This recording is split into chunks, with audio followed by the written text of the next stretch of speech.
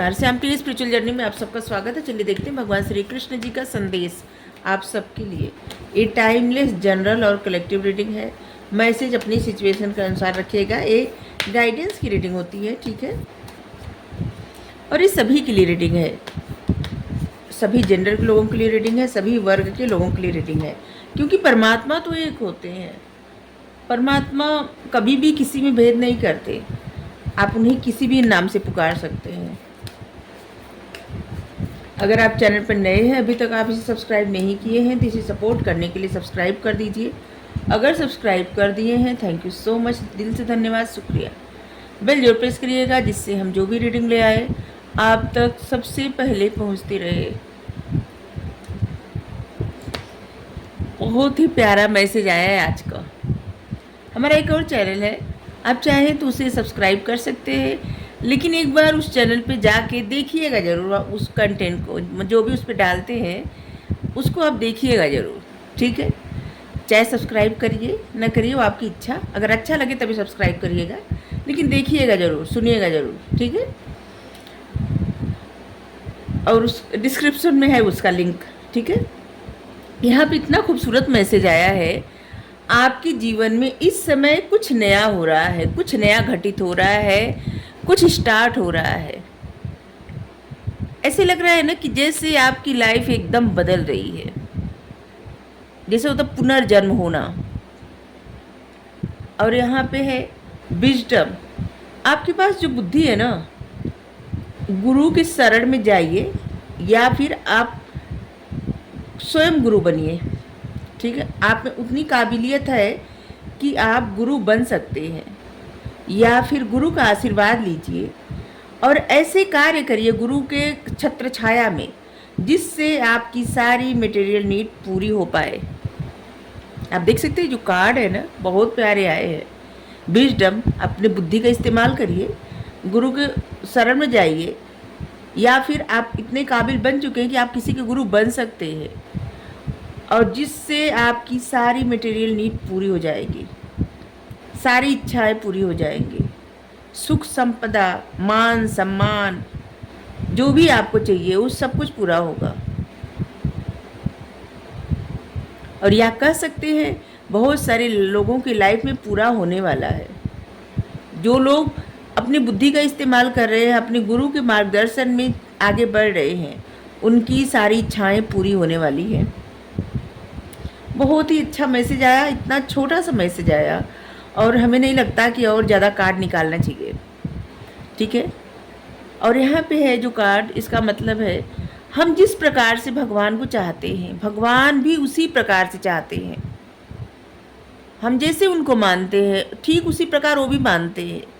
और जितना हम उनका चिंतन मनन ध्यान करते हैं, वो भी हमारे ध्यान में उतना ही रहते हैं। मतलब सभी के, जो लोग भी मानते हैं। तो यहाँ पे भगवान ये कह रहे हैं कि जितना जो लोग भगवान को याद करते हैं, भगवान भी उतना ही याद करते हैं। अगर आप भगवान के प्रेम में बहुत ज़्यादा भावुक हो रहे हैं, भगवान भी आपके प्रेम में बहुत ज़्यादा भावुक हो जाते हैं। आप जितना उनको प्रेम से देखते हैं, उतना प्रेम से वो भी आपको देखते हैं। जितना आप उनसे मिलना चाहते हैं, उतनी उनकी भी इच्छा बढ़ती है आपसे मिलने की। और इसका गलत अर्थ मत लगाइएगा कि भगवान मिलेंगे मृत्यु उपरांत नहीं, जीते जी, जीवित रहते हुए। मृत्यु के उपरांत तो पता नहीं क्या होता है, हमें नहीं पता। लेकिन यहाँ पे जिंदगी में बात कर रहे हैं, इसी जिंदगी में।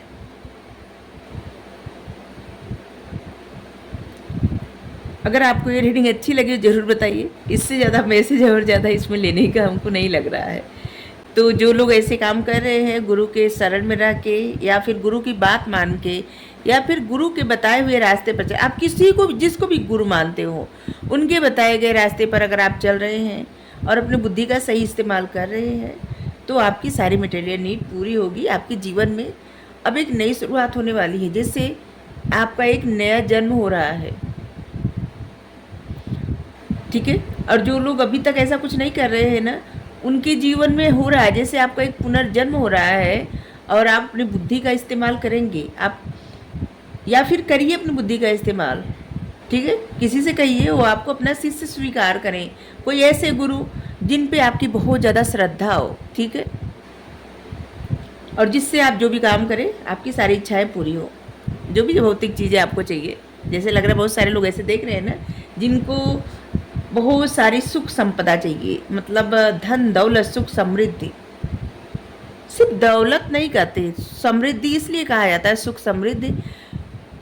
सुख समृद्धि खुशियाँ, खुशी, देखिए खुशियों को सबसे ज़्यादा ऊपर रखना चाहिए, क्योंकि इंसान खुश कब रहता है, जब उसकी इच्छाएं पूर्ति रहती हैं, उसके पास वो चीज़ें रहती है जिससे वो प्रसन्न हो सकता है।